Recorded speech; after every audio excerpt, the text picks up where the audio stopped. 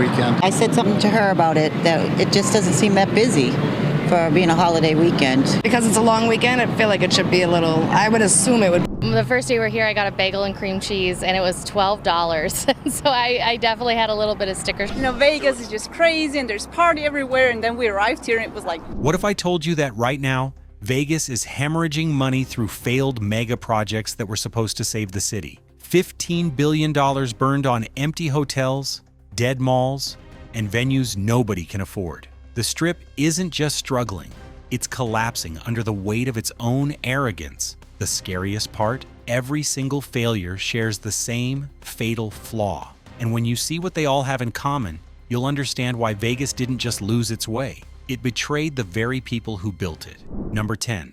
The Fontainebleau Mirage. 15 years. That's how long it took Fontainebleau to finally open its doors in December 2023. Locals watched this blue tower sit unfinished through the Great Recession, multiple ownership changes, and countless coming soon promises. When it finally opened, Vegas expected fireworks. What they got was a wet sparkler. The numbers tell the story. Room rates starting at $600 a night in a market where occupancy is already dropping. A 173,000 square foot casino floor that feels empty even on weekend nights. Convention space competing with properties that already have established relationships. The property can't decide if it wants to be the Wynn or a Marriott overflow hotel. Walk through on any given evening and you'll see more employees than guests. The restaurants, helmed by celebrity chefs, serve $85 steaks to half-empty dining rooms. The pool deck, stunning as it is, lacks the energy that makes Vegas pools legendary. Even the name confuses tourists who can't pronounce it and don't know its Miami Beach history. Fontainebleau was supposed to signal Vegas's return to glory. Instead, it became the canary in the coal mine. Because if a property this expensive, this anticipated, can't fill its rooms, what hope do the others have? But at least Fontainebleau is just empty. The next mega project is so invasive, so blinding, that locals are literally suing to make it stop. Number 9. MSG Sphere's $2 billion glow-up gone dim. The Sphere was supposed to revolutionize entertainment. At $2.3 billion, it became the most expensive entertainment venue ever constructed. That giant LED orb lighting up the skyline? It's becoming Vegas's most expensive advertisement for what happens when ambition outpaces reality. U2's residency launched with $500 floor tickets. Darren Aronofsky's custom film charges $95 for a 50-minute experience. These aren't concert prices, they're mortgage payments. The average Vegas visitor, already stretched by $40 resort fees and $25 parking, simply walks by, takes a selfie, and moves on. But the real victims are the locals. Residents in nearby condos report the LED exterior burns through blackout curtains at 3 a.m. The constant advertising visible from miles away has turned their homes into Times Square without consent. Petitions circulate, lawsuits threaten. The community that was promised a cultural landmark got a 366-foot-tall billboard instead. Madison Square Garden entertainment stock, it has dropped 40% since opening. Without U2, attendance plummeted. The venue needs continuous blockbuster residencies to survive, but artists balk at the technical requirements and production costs. The Sphere might glow bright, but its future looks increasingly dim. Number 8. The luxury mall that no one shopped in the shops at Crystal's sprawls across 500,000 square feet of prime strip real estate, housing Hermes, Gucci, and Bottega Veneta. On paper, it's retail paradise. In reality, it's become Instagram's most expensive photo studio. Here's what actually happens. Tourists flood in for the architecture, those twisted white skylights perfect for content creation. They pose with shopping bags they brought from outlet malls. They window shop at stores where handbags cost more than most Americans make in 3 months. Then they leave without buying anything, not even a coffee. Sales per square foot, the retail gold standard, have collapsed 60% since 2019. Versace closed. Tom Ford pulled out. Even the restaurants struggle because who pays $32 for a salad after seeing a $45,000 watch? Harmon Corner suffered the same fate before being demolished. The planned retail paradise became a parking lot. Literally, the developer lost $300 million. The land sits empty, a monument to misreading what Vegas visitors actually want. The truth is brutal. Vegas tourists come to gamble, eat, and party. They'll buy a 15-yard drink or a $30 buffet ticket. But dropping $8,000 on a Louis Vuitton bag? That happens in Beverly Hills, not between blackjack hands. But if you think empty luxury stores are bad, wait until you see what happened to the $3 billion casino that nobody asked for. Number 7. Resorts World's hollow launch, $3 billion. That's what Resorts World cost to build, making it the most expensive resort in Vegas history. Opening in June 2021, it promised to revolutionize the Strip with cutting-edge technology and Asian luxury. Today, locals have a different name for it, that empty place with the big LED screen. Walk through any weeknight and the silence is deafening. The casino floor, despite 117,000 square feet, feels like a library. The famous food street Eats, meant to recreate Singapore hawker stalls, serves $18 pad thai to more employees than customers. Retail shops that were supposed to feature luxury brands, half never opened. The ones that did are already rotating out. The technology that was supposed to wow visitors became its biggest joke. The cashless gaming system confused older gamblers. The Elon Musk tunnel connection goes nowhere useful. Even that massive LED exterior, the largest in America, just reminds everyone of the Sphere doing it better next door. Occupancy reports leaked to gaming analysts show rates 20% below projections. The property quietly eliminated hundreds of positions. Convention bookings, critical for midweek revenue, aren't materializing. Hilton, operating the hotel towers, is reportedly concerned about brand damage. Resorts World proves that all the LED screens and celebrity chefs in the world can't create soul. And if you want to see what happens when an entire section of the Strip loses its soul completely, just drive 5 minutes north. Number 6. The death of the North Strip.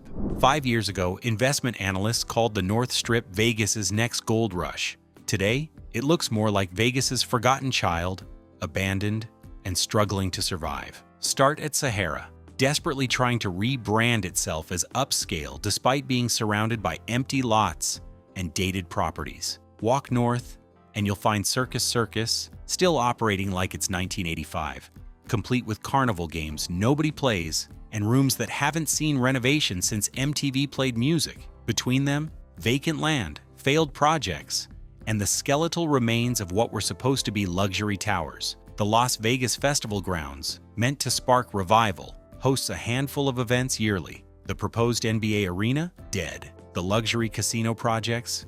Indefinitely postponed. Even the Boring Company tunnel stops before reaching here, like it knows there's no point going further. The numbers are devastating. Foot traffic down 40% since 2019. Property values stagnant while the Central Strip soars. Gaming revenue at North Strip properties has declined for 7 straight quarters. Circus just sold for $825 million, a fraction of what similar-sized properties command elsewhere. The North Strip was supposed to be Vegas's affordable alternative. Instead, it became proof that in Vegas you can't go halfway. You're either prime real estate or you're nothing. And right now, the North Strip is nothing. Number 5. The Dream Hotel that never woke up. Dream Las Vegas was announced in 2018 with renderings that made architects weep with joy. A 531-foot tower, 450 luxury rooms, casino, nightclub, and pool deck that would redefine boutique gambling. By 2025, it was supposed to be the Strip's coolest address. Instead, it's a construction site frozen in time, wrapped in chain link and lawsuits. The problem started immediately. Financing fell through twice. Then came the federal review that nobody expected. The Committee on Foreign Investment flagged the project over the Chinese investors behind shop-off partners. National security concerns about a casino development in Vegas. Let that sink in. Construction started, stopped, restarted, then stopped again. Workers laid foundation, erected steel beams reaching 19 stories, then walked away. Today, that skeleton stands between Mandalay Bay and the airport, visible to every arriving tourist, a half-built reminder that even Vegas dreams can die. The numbers are staggering. Over $100 million already spent. Liens from unpaid contractors totaling $40 million, Original investors suing new investors. The land alone, once valued at $180 million, now sits in legal limbo. Even if construction resumed tomorrow, the opening date pushed to 2027 at the earliest. Dream Las Vegas has become the Strip's most visible failure, a literal monument to everything wrong with modern Vegas development. But while the Strip builds monuments to failure, the original Vegas, the authentic Vegas that locals swear by, is dying its own painful death downtown. Number 4, Viva Vision, Dead Wallet Fremont Street was supposed to be Vegas's authentic alternative, where locals go, where real Vegas lives. The $32 million Viva Vision canopy upgrade in 2019 promised to cement downtown's revival. Instead, it became a high-tech bandage on a wound that won't stop bleeding. The new canopy features 49 million LEDs capable of 16.7 million color combinations. Impressive, until you realize tourists stay for one song, take their selfie, and leave. The light shows that once mesmerized crowds for hours now compete with everyone's phone screen. Attention spans moved on. Fremont didn't. Crime statistics paint the real picture. Violent incidents up 30% since 2021. Tourists report aggressive panhandlers, pickpockets working the crowds, and that constant feeling of needing to watch your back. Families that once brought kids for affordable fun now avoid downtown entirely after dark. Parking, once free and easy, now costs $20 to $30 for an evening. The casinos, desperate for revenue, installed $15 minimum tables where $5 games once lived. Even the famous $1 shrimp cocktail is now $9.99. Every corner that made Fremont authentic has been monetized into oblivion. Business owners report foot traffic down 25% year over year. The container park struggles. Music venues close. What remains feels less like vintage Vegas and more like Vegas's abandoned older brother, trying too hard to stay relevant. But while Fremont struggles with too few visitors, Vegas made an even bigger mistake, number 3, the convention center expansion nobody needed. In 2021, Las Vegas opened its $989 million Convention Center West Hall expansion, 1.4 million square feet of state-of-the-art exhibition space. The message was clear. Vegas was betting everything on business travel roaring back. 3 years later, that bet looks like a billion-dollar miscalculation. Convention attendance sits at 78% of pre-pandemic levels and hasn't budged in 18 months. Why?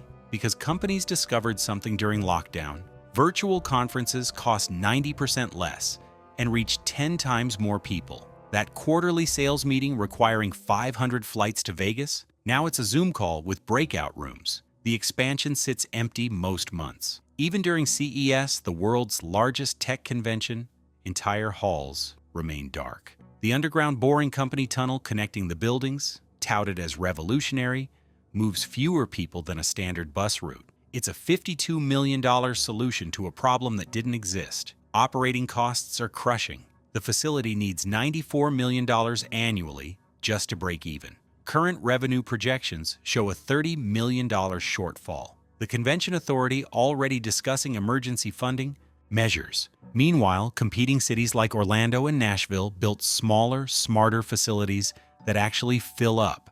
Vegas went all in on business travel, returning to 2019 levels. Instead, they built a monument to the world that no longer exists. A billion-dollar expansion for an industry that fundamentally changed forever. But if you think wasting $1 billion on empty halls is tragic, what Vegas did next wasn't just financially stupid, it was sacrilege. Number 2, the Mirage shutdown, symbol of the end of an era. When the Mirage closed in July 2024, Vegas didn't just lose a casino, it lost its soul. This was the property that invented modern Vegas in 1989. Steve Wynn's masterpiece that proved resorts could be destinations. The volcano, the white tigers, the tropical atrium, all gone. Hard Rock International paid $175 billion for the privilege of destroying everything that made the Mirage special. The volcano show that ran for 35 years, demolished. Siegfried and Roy's secret garden where generations met dolphins, closed forever. That iconic gold windows exterior will be guitar-shaped because apparently that's what passes for creativity now. The 3,000 employees, some working there since opening day, got 90 days notice. The restaurants where locals celebrated anniversaries, gone. The sports book where regulars gathered for decades, replaced. Even the name disappears forever. Hard Rock Las Vegas, another corporate brand in a city drowning in them. The real tragedy isn't just losing one property, it's what it represents. The Mirage was the last Steve Wynn property on the Strip, the last connection to when Vegas casinos had personality, when each property felt different, special, worth visiting. Now it'll be another Hard Rock, indistinguishable from Hollywood, Florida, or Atlantic City. Vegas just proved it will sell anything, even its own history, for the right price. Number 1.